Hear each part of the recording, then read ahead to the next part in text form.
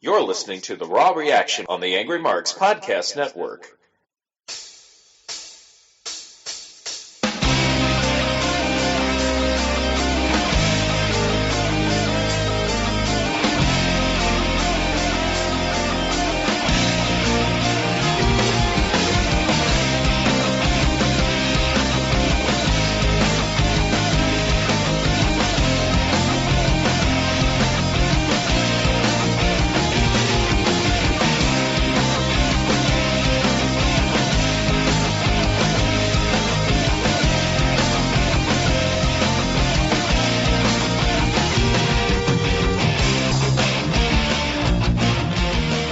With theme music that's like 4 shots of cappuccino at midnight. I'm talking about Angry Tensai, Big Dick, Raw Reaction.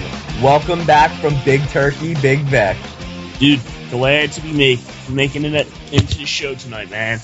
It was a long trip, long day of travel, and some good times out in Turkey. Fortunately, how long did it take to fly to Turkey? It wasn't that bad. It was, I flew out at like 10 o'clock at night. I got in there like maybe 10 o'clock the next night, but I had a delayed flight. How many hours in air would you say you had? Maybe 12 to 13. That's not bad at all. No, basically you go through London. So sort of London's like 7-8 hours and then add on like another 4. Well, I know I'll never have the opportunity, and most people probably listening tonight won't either. Is Turkey a nice place? What was it like? It's actually pretty nice. I realized that, or I read a couple of things before I went there. They said that it's one of the top photographed locations in the world out there. There's a lot of like tourism, a lot of people from all over, like New Zealand, a lot of people from England, some Canadians. So it's a popular place. I think it gets a bad rap because shit, it's like that's where ISIS is. But I mean, in reality, that's like saying, hey, it's like Angry Tensai, like you live in the ghetto and you're gonna be facing like what's it like facing riots in Baltimore? And you say, wait a second, I live like 5-hour drive from Baltimore. So it's sort of similar to a similar situation at that. So it's not even like saying New York City for you, it's like saying Baltimore for you. So I mean, there's people like they're a couple hundred miles away from where the action is. Well, I'm glad you had a good time. Those of us who are friends with you on social media, you had some beautiful pictures up, so I'm glad you're back. We had a great show last week. You called in live from Turkey, which was awesome. And we actually had a really good show. Also, with us this week is producer Killer Kev. Killer Kev, one of the reasons why I'm calling you out so early, I thought tonight's show was pretty entertaining. There's some key storyline developments, but I'm hearing on Angry Marks podcast social media there's a lot of clamor about the Rusev Lana angle from tonight. That was really the focal point of tonight's show. Yeah, it appears that some of the professionals in the business really don't like where this is going. Why? Well, I'll just read it straight here from the great Vito LaGrasso. If everybody remembers Big Vito, the dress-wearing freak. He says, I said they were going to ruin this one gimmick that was great, and here it is, folks. Rusev will be having coffee with Santino in 2 weeks. Your best heel in years down the tubes. He should have had a legit 2-year run. Things have changed. The one guy who had a legit shot at giving Brock Lesnar a decent run, they took all of his aura away. This man came out in a tank 2 months ago. Now he is nosediving into nowhere land, and this is tough to watch. Wow. Big Vito is a legend. Well, I won't say legend, but he is well known in the business and was a great superstar for sure. I'm surprised to hear him say that. Personally, I love the Rusev Lana angle tonight. I think it adds some depth to his character. I hear what Vito's saying. I mean, Rusev did come out in a tank at WrestleMania, one of the best entrances I've ever seen. But his steam had to end at some point, and there has to be something to his character. And I actually we found out a little bit more about him tonight. I mean, he is literally a jerk. I mean, he's a mega heel. He doesn't respect women. He's self-absorbed. He's in love with himself. But I don't think it. Like you're burning. Sorry, you were talking about Rusev still. Yeah, oh yeah. Just checking. My ears were on fire there. I thought you were talking about me for a second there. No, I don't see why it's a bad thing. I mean, I thought Lana, if anything, showed weakness by taking him back. If Rusev didn't demand an apology after he apologized, I think she would have went right back to him how things were, and they would have just repeated the cycle. But I guess what they're trying to say is I guess what Vito's trying to say is, this is a stupid, cheesy angle, but that's wrestling. I mean, his character needs to develop and needs to change, and I don't necessarily agree. I thought it was very interesting. I thought it was very different. Just so you know, I mean, he killed Ron Killings, R-Truth, literally in about a minute before this segment took place. So I don't think Rusev's lost his steam at all. I think John Cena just has his number. John Cena got killed by Brock Lesnar, and nobody says John Cena's a joke. He's one of the hottest he's hottest he's ever been. So I'm a little disagreement there. But poor Ron Killings. He got killed tonight. Yeah, I don't understand why they changed Rusev back from Russia to Bulgaria. And I get, the angle with Lana, but there's really no background to it. And, I mean, that was part of his heel persona. That's one of the things that pisses me off about this whole thing, though. I mean, I don't mind if they switch him from Bulgaria to Russia back to Bulgaria. The thing with Lana really upsets me because in the beginning Lana was his manager, and now Lana is his love interest or girlfriend, or what the hell is going on here? This is WWE fucks this shit up all the time. Lana didn't need to be his love interest right now anyway, just needed to stay being a manager. Now, of course, I suggested the best thing that you could do from here to make this all work is turn Lana and Rusev into the new Miss Elizabeth and Macho Man. And Maybe they are, though. Okay, when did Miss Elizabeth ever go out to the ring and suck up some other guy's face off? Okay, so let's go there. Okay, so I do like where you're going there. This is such a big segment tonight that I do want to spend a lot of time on it. I don't have a problem with anything they did with Rusev. I think Rusev's going to change. I do. I think he's going to change and realize his ways are wrong. They made Lana look like a complete, insecure flake. I'm with you. Because she runs to another man's arms. And it's almost like Ziggler looks like such a pig because he knows he's being used and he doesn't care. I see that. Lana looks really bad. I don't think Rusev looks bad at all. No, he just looks like a jerk now because they turned this into a love interest story. But it always was. It wasn't, though. Yeah, but I think we all knew that in real life Rusev and Lana were together anyway. Well, so yeah, in real life, yes, but on screen in front of it, that was never played out. And I liked that. Because it kept things neat and clean. And now it's all complicated and goofy. I don't blame Rusev, though. Lana aired out that he said I quit in Bulgarian. She shouldn't have said that in front of the crowd. And I'm not being a heel or making a joke. I'm being serious. She kind of betrayed his trust. She did. I agree. So play up on that. Why did his manager throw in the towel? Not why did his girlfriend throw in the towel? We know why girlfriends throw in towels. She threw in the towel. There's only one answer for that. It's because she is so in love and so caring. She couldn't stand to see him be tormented anymore. She just had to do it. But if you kept her at a manager, there's a fucking storyline for you. Why did she throw in the towel on the man that she is supposed to be leading towards the top and guiding? Why did she give up on him?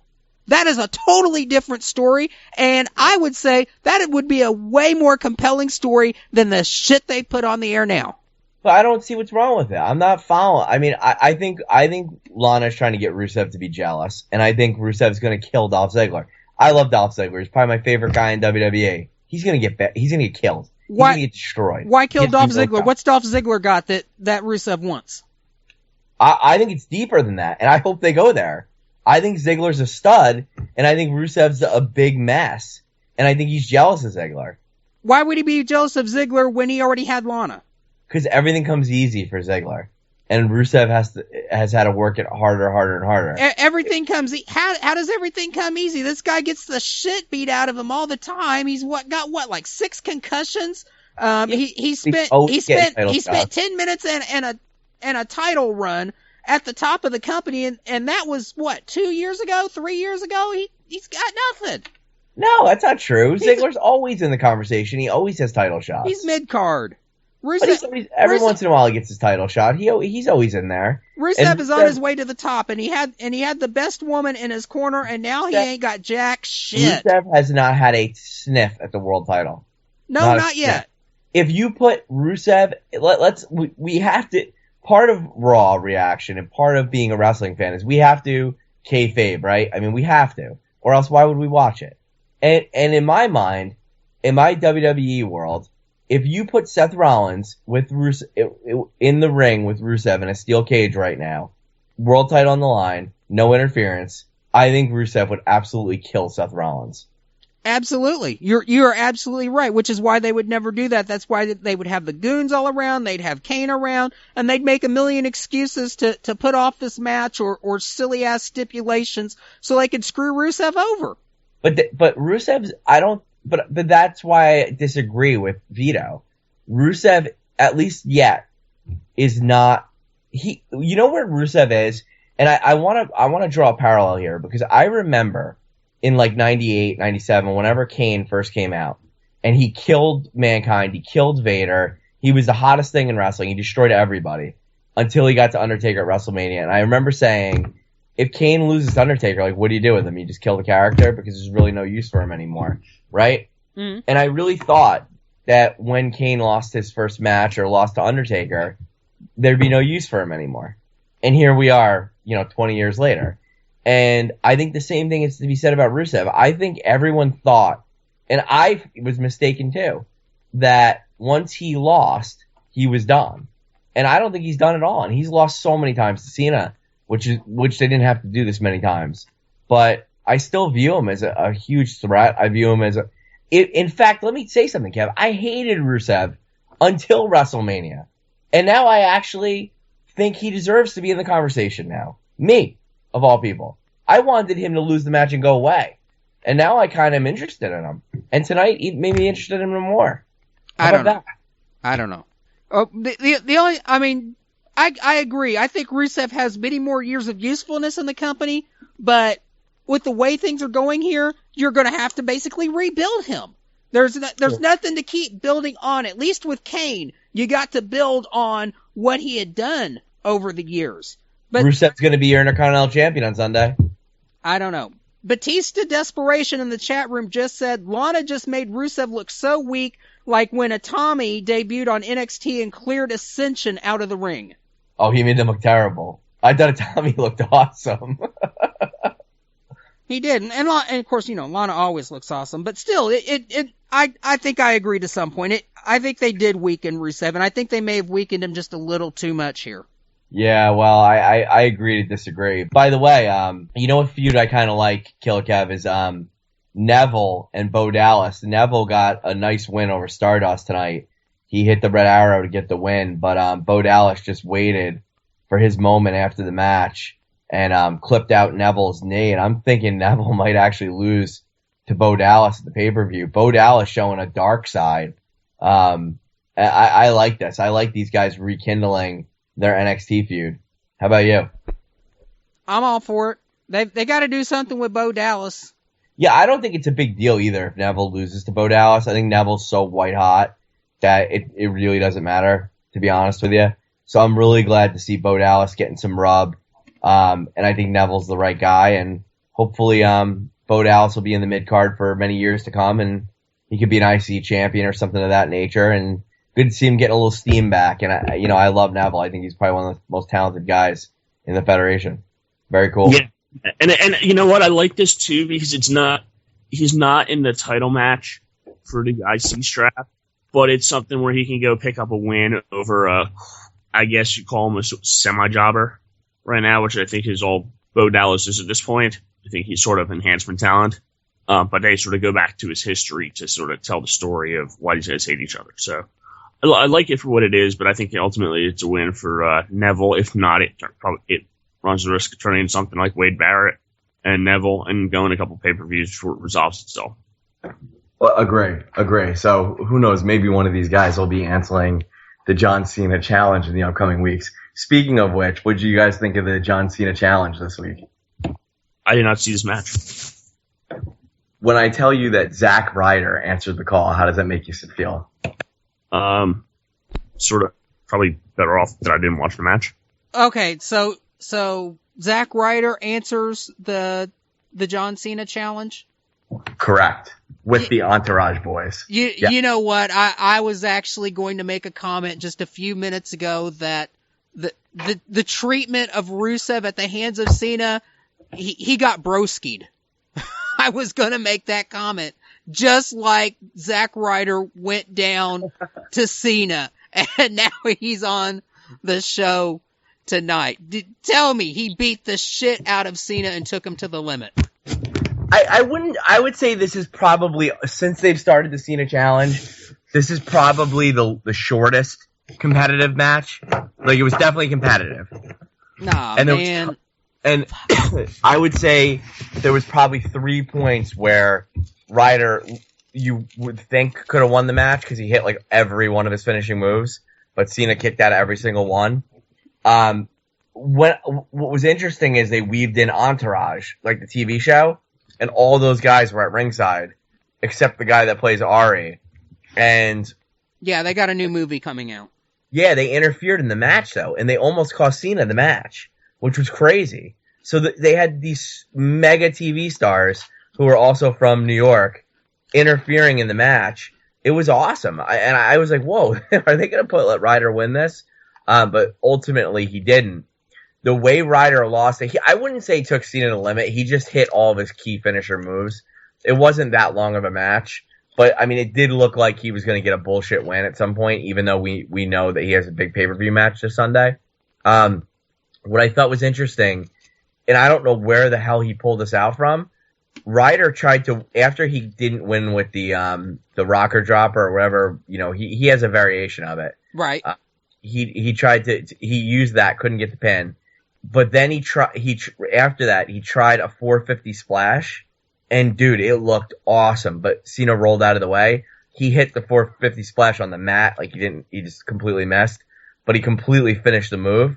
It looked awesome. And then Cena popped up and hit the FU or the attitude adjustment.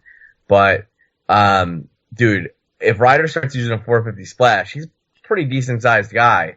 I think it'll be a cool change for him, but it was all for naught. How do you feel hearing that he used a 450 splash? I'm not joking either. Well, it's good that he's updated his moveset, but that's a big time move, man. Yeah. Well, Dolph Ziggler, again, tonight, he has a match later in the night after the Rusev piece. And Vic, let me ask you, I don't know if you saw the Ziggler-Sheamus match, but knowing WWE booking, how do you think this played out, given this was after the Rusev segment? I think that Ziggler would need to pick up the win. Same, as you can expect, Ziggler in control, looks like he's going to win the match. Rusev interferes, turns his back for a moment, and here comes Sheamus, bro kick, 1, 2, 3. Rusev then beats the loving shit out of Ziggler right in front of Lana. And Ziggler taps in front of Lana, in front of Rusev. I mean, Ziggler just got killed. Pretty interesting stuff. But it is what it is. Now, one thing I didn't bring up on the John Cena challenge, after the match, Kevin Owens showed up and powerbombed Cena on his ass. I thought that was pretty interesting stuff because we know the big matches this weekend. What do you guys think? Owens versus Cena, who's going over? I think Cena has to go over. Why? Because Owens still holds the NXT title. He still has to go back to NXT, and he's got plenty of people he's picked fights with, or who have picked fights with him. Yo. I mean, you still have to deal with what? Sami Zayn. When Sami Zayn gets better, there's no way NXT fans are going to let that go. Samoa Joe. Samoa Joe just showed up. Itami wants his shot. Finn Balor wants a shot. So he's got plenty of people he's still got to work with down there. So I don't know. Here's the thing. Like, WWE worries me. and I hope that people don't take this out of context. John Cena just should not lose this match. I'm sorry. I don't care how much you love Kevin Steen, Owens, whatever, when he was in Ring of Honor, NXT. It's just John Cena should not lose this match. There's no reason he should lose this match. I think Owens, I think it's actually good for him. He'll get a loss early in his career. And the thing is, as we've seen this last couple months, he can put people over. Like, he's going to put, it'll be really a 15-minute match, assuming there's no dirty finish. It'll be a 15-minute match, and he'll put him over. He'll make him look like a freaking star, like he's done these last 2 months, which is one thing I've loved about Cena recently. Right. And I know, I hear you, but this goes back to my point that not everybody can be the world champion. And I'm just not convinced, although if you watch NXT, you'd think otherwise. There's just not room for all these guys to be world champions. So if you're gonna have John Cena, you're gonna have Randy Orton, you're gonna have Seth Rollins, you're gonna have Dean Ambrose, you're gonna have Roman Reigns, you're gonna have Finn Balor, there's no room, or Rusev, there's no room for another guy. And I think Kevin Owens is a talented dude. He's awesome on the mic. He's had a great career, but I think if he wins this match, I think it makes WWE look really bad in all that just this guy could walk in off the street and beat John Cena. Kevin, do you agree with me at all, or am I out of line there? But I just think all the marks are going to go crazy when John Cena wins clean, and I think that's wrong. I don't think it's right.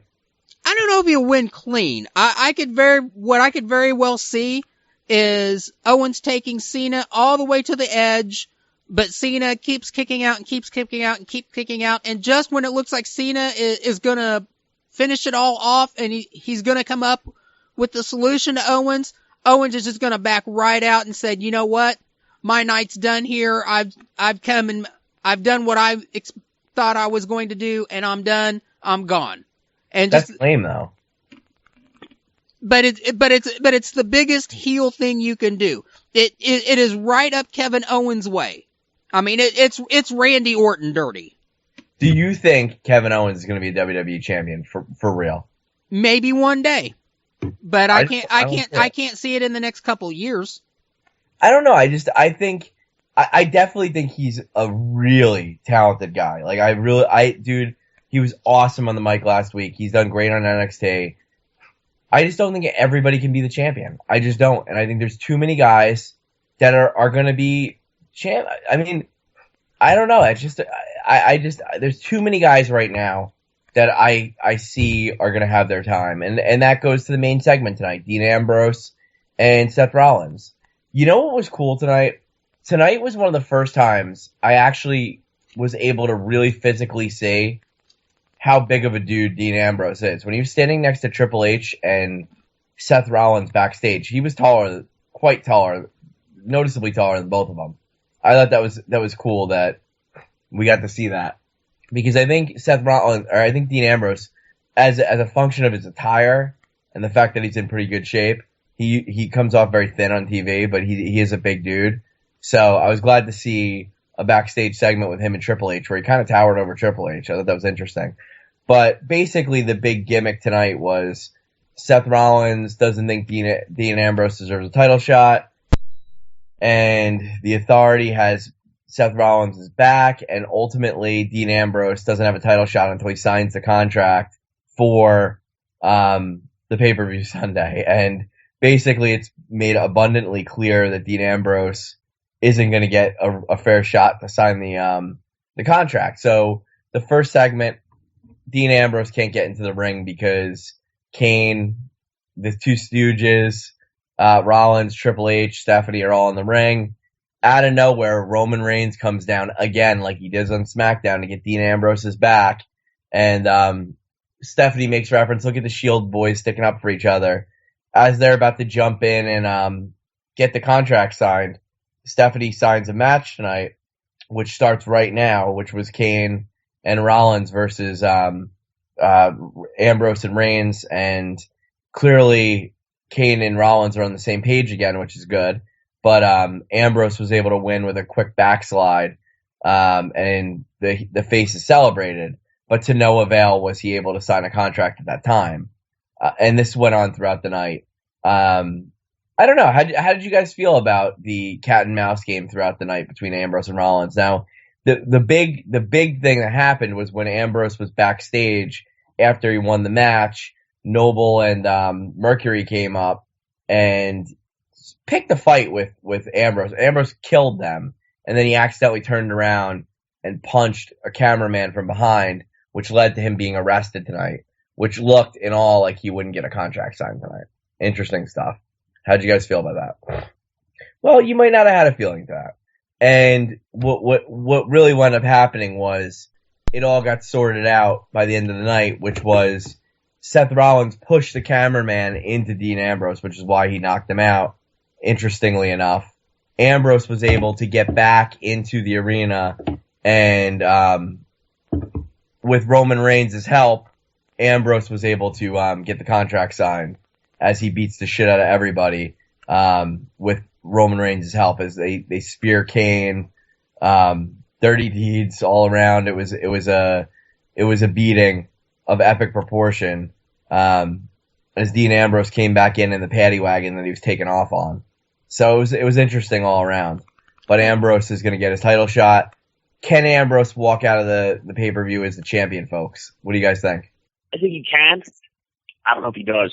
I'm starting to feel like WWE, and this is probably a couple months off, a couple months premature, and I'm probably really off of this. I think that they're gonna continue to build Seth Rollins up as a champion because it hurt him more than helping him take the strap off. Now, I have a question for you. In this pay-per-view, and again, I didn't see all of the show tonight, what is Randy Orton doing, if anything, and then what is Roman Reigns doing?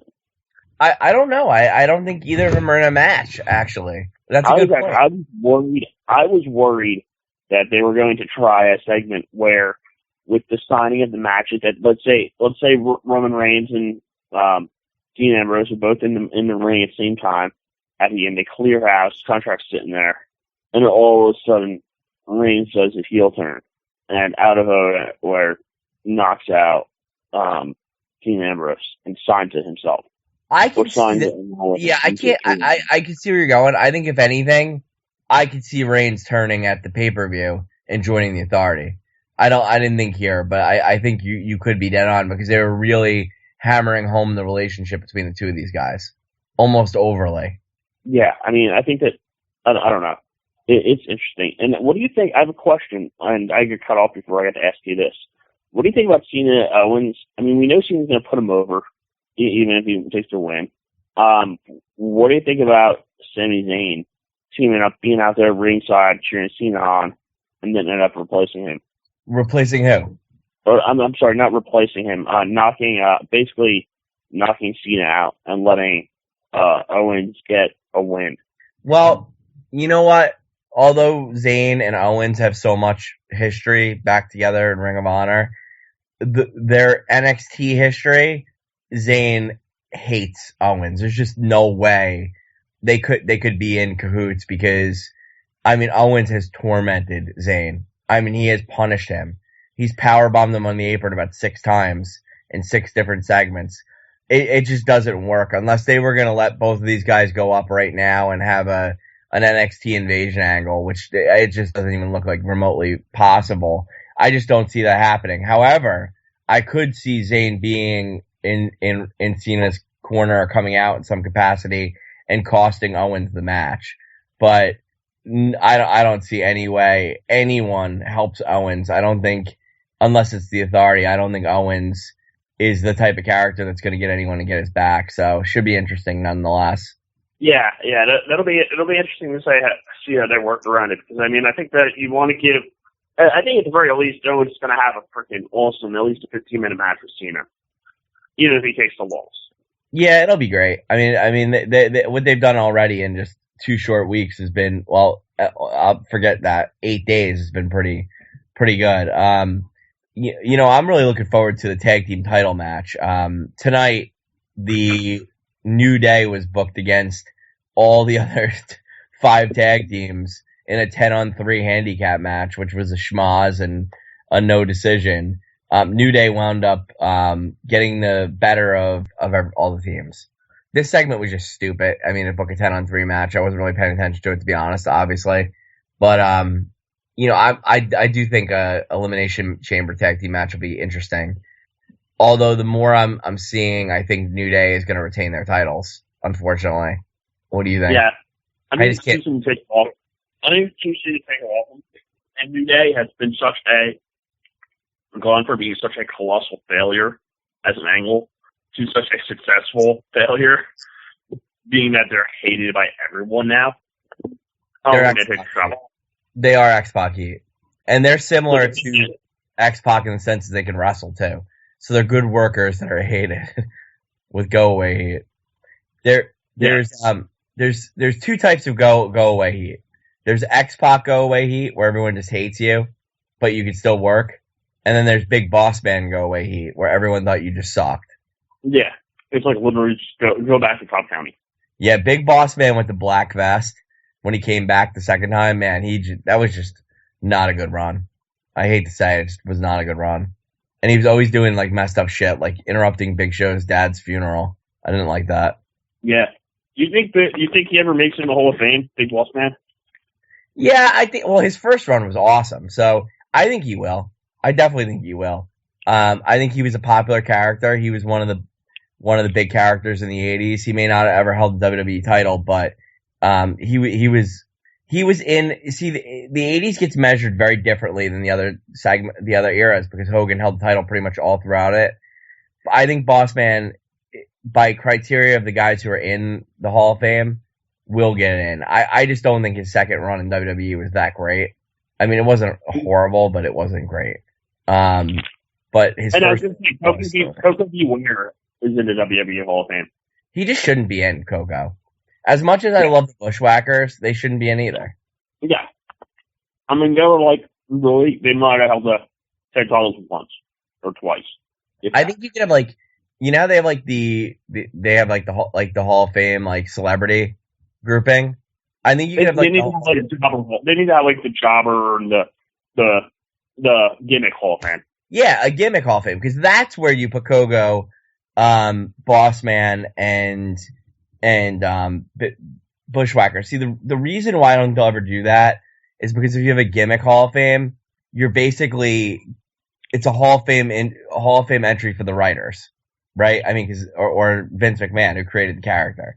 So yeah, I think they're careful not to insult, the people who played the character. But if Coco Beware can't figure out that his character is the reason why he's in the Hall of Fame, then he's fooling himself. Now, here's something interesting. I didn't realize this. I learned all this last night. Kev, I don't know if you want to weigh in on this. I didn't realize the obsession that Vince McMahon had with Dusty Rhodes. I had no idea that Virgil got his name based upon Dusty Rhodes' real name, Virgil. And I had no idea that there was a character that you can YouTube that was around for 2 weeks called the Rio Rogers that literally was like a co-host on Monday Night Raw in the very beginning in the early 90s. Rio Rogers, ReoRodgers, literally acted and sounded just like Dusty Rhodes. I didn't realize all this. What are you saying about Vince McMahon having heat with Dusty? Well, here's why he hated him. Here's why supposedly Virgil was named Dusty. So Virgil was coming up through the WWE, and he was unnamed at the time. He was a talent they recognized, and it got around the circuit. And this is not me. This is the legend that Virgil had a really, really big D. Okay, he had a big schlong, and Pat Patterson, being gay, apparently had an attraction to Virgil. And as the story goes, Pat Patterson, like supposedly with Barry O as well, Pat Patterson told Virgil that if you get with me, I can help advance your career. And Virgil did. And because Vince hates Dusty Rhodes so much, he decided to name Virgil, which is Dusty's first name, and Virgil Rhodes Runnels is obviously aware of what Virgil did with Pat Patterson. So, here's where it gets better. When Dusty was reassociated with WCW, and Virgil jumped to WCW, Virgil had 2 character names. I shit you not. Look this up. Virgil's name when he first came to WCW was Shane, and then they changed it to Vincent when he joined the NWO. How effing crazy is that? Shane McMahon, Vincent McMahon. That's pretty. I didn't realize they had Shane. I remember Vincent though. He goes from Virgil to Vincent. How funny is that? Based on Dusty and Vince. I mean, that's crazy. But Rio Rogers, if I could pull up the Rio Rogers clip for you guys right now, I'll let you guys hear this voice. And you tell me if this sounds like Dusty Rhodes. Okay? We'll do it real quick for you. You guys need to hear Rio Rogers so you can hear what I'm saying. This is an education on WWE for all you guys. Rio Rogers. Where did you get this? Where did you get this sensitive information? Was this on WWE Network? No, I just did some research. Intercontinental champion, the Heartbreak Kid, Shawn Michael, baby, welcome to Real Roundup. Real, it is great to be here. Thank you so much. I looked your badge. I got my pretty little chaperone on this damn people. Us Texas boys know how to dress. Yes, indeed, baby. Isn't it cold out here? It's Calgary weather. Yeah. You can see your breath. Although, you know something, I hear the Hart family can see their breath year round. What's that mean? Oh, it's bad, baby. These Calgary nights. Speaking of nights, Shawn Michael. Oh, that's special, Greg. Special for tonight, baby. What is this? We got welcome and welcome. What is that, baby? I guess welcome would be the... Does that not sound like Dusty Rhodes? Yeah, I was gonna say, sort of like probably more Dusty than JR. I think it's hysterical. So Kev, are you aware of this obsession Vince has for Dusty Rhodes? I guess he's not. I remember something vaguely about it, but I didn't think it went that deep. Damn. Is that crazy? I have a question. Is it because Dusty Rhodes buried his D into little Stephanie's V at any point? A lot of Macho Man? Dusty would never in a million years get that opportunity. Here's what's funny.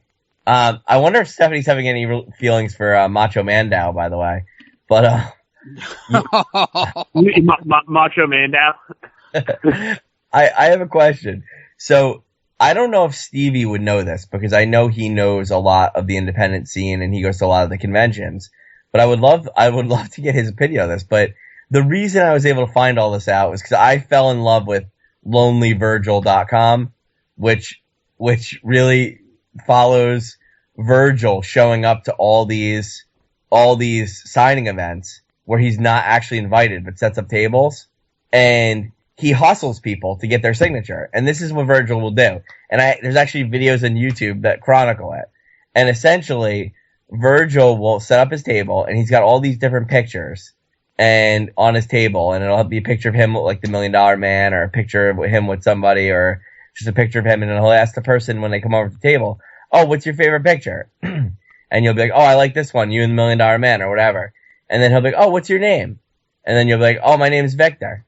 And then he'll be like, oh.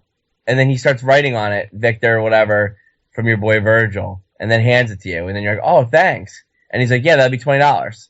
And then you'll be like, but wait, I didn't ask you, no, but you said you liked this one and I signed it for you. I can't do anything with it now. It's got your name on it. That's what he does. He hustles on people. Oh my God. That's hilarious. You know what? It gets even worse. Tune back to the episode of the Undisputed Wrestling Show from a couple weeks ago when we had the $1 Million Man on, and he talks about the latest hustle that Virgil is doing. Wait, whoa. You guys covered that on the show? Yeah, that got brought up. How deep into the show? What were the latest hustles? Basically, what he's doing now is he's got somebody fronting for him saying that, going to these indie promotions and saying, I can get you Ted DiBiase and Virgil.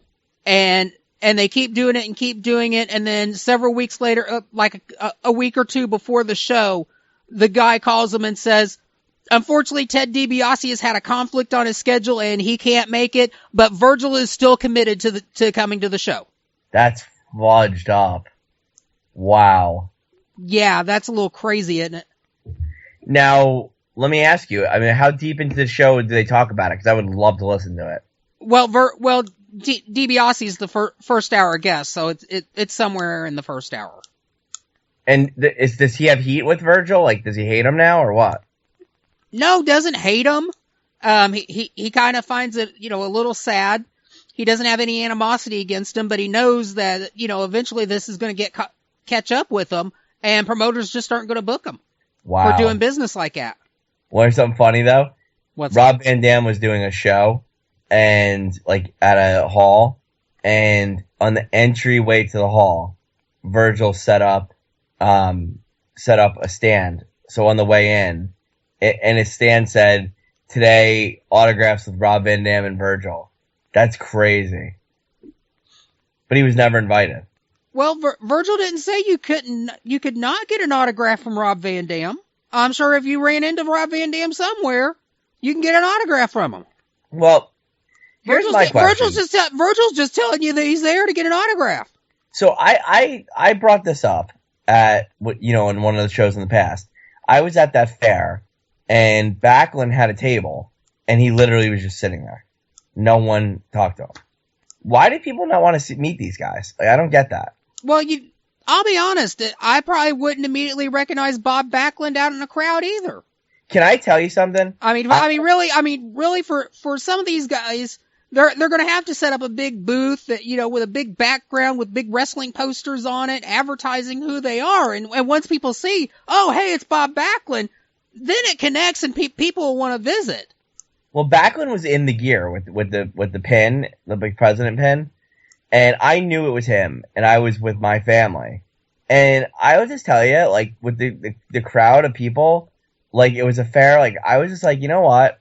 And I hate to say this, I just didn't want to embarrass myself in front of the friends I was with. Because I was just like, look at this idiot. And he looked like a complete idiot. And I'm just like, I'm not going to, like, I don't think I'm going to go up to this guy and have this uncomfortable interaction. So I didn't. I chose to walk right by Bob Backlund. Really, it's all about presentation. It really is. How does that sound to you though? Like, I mean, I was never a huge Bob Backlund fan. Like, if it was Kevin Nash at the table, I would have marked out and went crazy. Well, people would also recognize who Kevin Nash is, so. But I recognized Bob Backlund, but I chose. Right, you did, but most people didn't because there was nobody there. But you know what it was? It was. I think Bob Backlund's an odd guy, and I'll tell you something. He looked mentally unstable sitting at that table, and I was just like, this is not going to be a good interaction. Yeah, like I said, it's all about the presentation. People are assholes. I told another story. You probably remember this one. A year and a half ago, my wife and I were in an airport. We saw The Miz, and I told you guys that. He was in Shelton for a golf event with WWA, and I like The Miz. I always have. And he looked very tired. No one recognized him. He was wearing street clothes, and he's not a huge guy. He's a big guy, but not like, he doesn't stand out like a sore thumb. But I knew immediately it was him. And he could see I was kind of looking at him. My wife's like, that's The Miz. And I'm like, that totally is The Miz. And we're kind of like smiling, but we didn't want to say anything. And he kind of just gave us like a wave because he knew that we knew. And I kind of like threw back deuces back to him. And I just didn't go up to him. Because you know what? Just as I'm getting older, I just don't think it's appropriate. Like, he's traveling, he's exhausted. Like, who am I to go up to The Miz and interrupt his day? I wouldn't like that either, so I didn't. Yeah, and that's airport protocol. So it is. Yeah, if you recognize a wrestler, at his airport, train station, wherever, if he's not openly inviting people over for autographs or whatever, you just let him be. Because at that point they're just ordinary people just like you and me, just trying to get from point A to point B. It's stressful, it's tiring. They don't want to be hassled. He looked exhausted. Like you could just see it on his face. Like the last place he wanted to be was in that airport in Connecticut. You know what I mean? Yeah. So, we knew it was him, and it was actually cool. He actually waved to us because he knew we knew. He just gave us kind of a sign. I threw him deuces back, but I mean, yeah, of course I wanted to go meet him, but I guess it's all about your generation. Like, my older relatives probably would want to meet Bob Backlund, but you know what? I just never really watched him. I really don't know who he is. I know him from WWE TV, where he was kind of a joke, but to me, he's just kind of a bozo. I hate to say that because he was a legend in WWE at one time, but the first time I saw him, he was that wacko that was chasing Bret Hart around. That's the first I ever saw of him. That's where Bob Backlund was, where I was introduced to Bob Backlund. He was the wacko that chased Bret Hart around. So that's how I know him. The Miz is the guy I watched from the real world ascend up from the bottom of the cards to WWE champion. And I think that's pretty cool. And that's somebody I like. So, I guess I'm not a Bob Backlund guy. But Virgil, can I tell you something? If Virgil was sitting at that table instead of Bob Backlund, I probably would have went up to him. Does that sound, how does that sound to you? But isn't it funny, like, how you like a character? Like, I'll be dead serious with you, Kev. If Devin Sturgis was sitting at a table, I would go freaking crazy. Because to me, and I mean this, I hope he's listening, because I know, he's your friend. To me, Devin Sturgis provided me more entertainment, shit you not, than Bob Backlund has ever done. How about that? Wow. I just don't see it. I don't get it. And he had this big dick look on his face at the fair, and I'm just like, he's an asshole. Like, you could tell he's an asshole, and I believe that story about him at Vern Gagne's funeral. He looks like an asshole. And the one person I saw him talking to, he was kind of rude to him from afar. This one guy was like totally kissing his ass and jobbing to him, and you could tell Backlund just wanted to get out of the conversation. The one person he had all day. So how about this? What do you think about my burial, Kev, of Bob Backlund here on Raw Reaction? Probably appropriate. You know what? I think Bob Backlund has another WWE run in him. He could wrestle Cena in the open challenge, put crossface chicken wing on him, and he could be the U.S. champ. Backlund sucks. I would rather have seen Virgil. I liked Virgil. Don't get me wrong, man. I really liked Virgil, dude. I love that angle now that I'm hearing about it for the first time. I absolutely love that. It's hilarious. I mean, Kev, can he get away with that, though? Virg, like, being like, you owe me $15? No, anybody could just walk away. What the hell is he going to do? It's amazing that he's making money off people doing it. Yeah, I wouldn't accept any kind of guilt trip. I ain't paying damn money to Abdullah the Butcher. I ain't paying damn money to Virgil there for signing a photo I didn't even ask for. He should get out there and wrestle then, Freaking Demolition. These guys are like, well, he will get out there and wrestle. He has no problem getting out there with wrestle. You just can't get Ted DiBiase to show up for his dates like he agreed to. I mean, damn. I mean, what about Ted's reputation? He's tanking himself there, buddy. So DiBiase was pissed. Not pissed. I think DiBiase is just, he's like disappointed. I mean, there's no point in being pissed at Virgil. I mean, what are you really gonna do?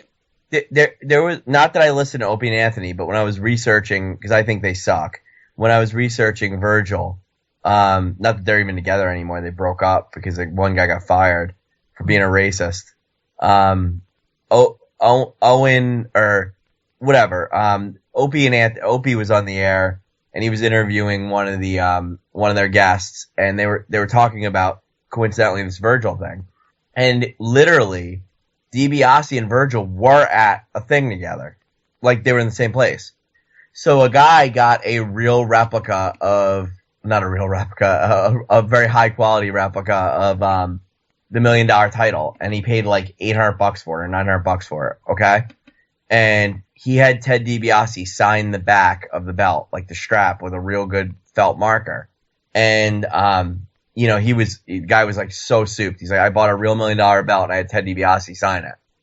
So he had it like over it, like in his stuff. And he was walking over and he started talking to Virgil. Virgil called him over because he had the $1 Million belt. Now he has no intention of having Virgil sign anything or do anything. Virgil actually grabs the $1 Million belt out of his hand. The other guy at Virgil's table kind of like told him to step back or something, because there's like a security guy. Virgil goes and signs the belt without the guy asking. And the guy like freaks out. He's like, what are you doing? And then Virgil asked for $50. And the guy said, you just defaced my belt. I didn't want you to sign it. Yeah, call the police and file a lawsuit against him on that when he just defaced an $800 piece of property. Yeah, I guess Virgil thinks because he held that belt, he could sign it. But can you believe that? That's messed up. That is Way messed up. By the way, Batista Desperation in the chat room says RVD and Virgil today still better than the Ascension. Very good, very good. He also asked you real quick, personally, Tenzai, is Route 1 the worst road in New Jersey? It's up there. Where 1 and 9 intersect in North Jersey, it is horrible. I to that point, there's 7 is in there too, and I can tell you, I lived in Bloomfield for a short period of time, and I commuted to Jersey City, and I lived 7 miles from Jersey City, and I would leave the house early at 7:00 to get a jump on traffic to go from Bloomfield to Jersey City. It would take me, and you have to cross 1 and 9 to go 7 miles. It would take me 1 hour, 1 full hour to go 7 miles, and you'd have to go across this treacherous turn. And if you didn't make the turn and intersect through 3 lines of traffic, you wound up going through I think it was the Lincoln or the Holland Tunnel, one of the two. So if you miss that turn, you're going into New York. It's horrible. People complain about traffic in the new state I'm in, Connecticut, and they don't know traffic. New Jersey in all is horrible. And I hate the traffic, not the place to live, but traffic in New Jersey is terrible. There's just too many people. I'll connect with some people in the Mid-Atlantic here. It's similar to the inner loop. Let me just put it that way. So anybody in the DC area, you know what I'm talking about. I got it. I hear you loud and clear. Anyway, that's pretty much it for this week, guys. I think we had some fun with the Virgil stuff, but I think the main storylines are Rusev and Lana, Ambrose and Rollins for sure. It's good to see some new people being the focal points of the show. I do kind of agree with Vic. Randy Orton and Roman Reigns seem to be like they're going to be left off for Elimination Chamber. It's pretty interesting that you could have probably had Randy Orton versus Bray Wyatt, and which would have been a really cool match or something like that, and they just chose not to go that way. So we'll see if anything changes between now and Sunday, but it sure doesn't look that way. So I'm sure Elimination Chamber is going to be very, very entertaining. So we'll see how that goes. We'll see if we get a new Intercontinental Champion. We'll see if Kevin Owens walks out with the title. We'll see if we get new tag champs or if Ambrose is going to be the man. So it should be a fun pay-per-view. It should be a fun week. I'm looking forward to coming back on the air next week. Mr. Kevin, anything you want to plug before we get out of here? We will plug very quickly tomorrow night's episode of the Undisputed Wrestling Show. In the first hour, the return of the man, the myth, the living legend, the icon, the man beast himself, the former NWA, former WWF legend, former UFC undisputed champion, Dan the Beast Severn returns in the first hour. In the second hour, we're going to be speaking with Jun Hotto. He is an up-and-coming independent wrestler. He's been wrestling all throughout the Midwest and Canada for the last several years. We'll get caught up with him and his career. Excellent. Now, B. Severn is another guy I've ran into, believe it or not, on the boardwalk in Seaside Heights, New Jersey. And he was wearing one of the ugliest shirts I've ever seen. He was wearing, I think he was biking, because he had a bike helmet in like his left hand. He had like a Speedo on, and he had a white, tight t-shirt of a guy biking on it. It was a horrible outfit, but hey, it's the Beast. You ain't saying shit to the Beast. So you just gotta wave at the Beast, and the Beast waved at us too. There you go.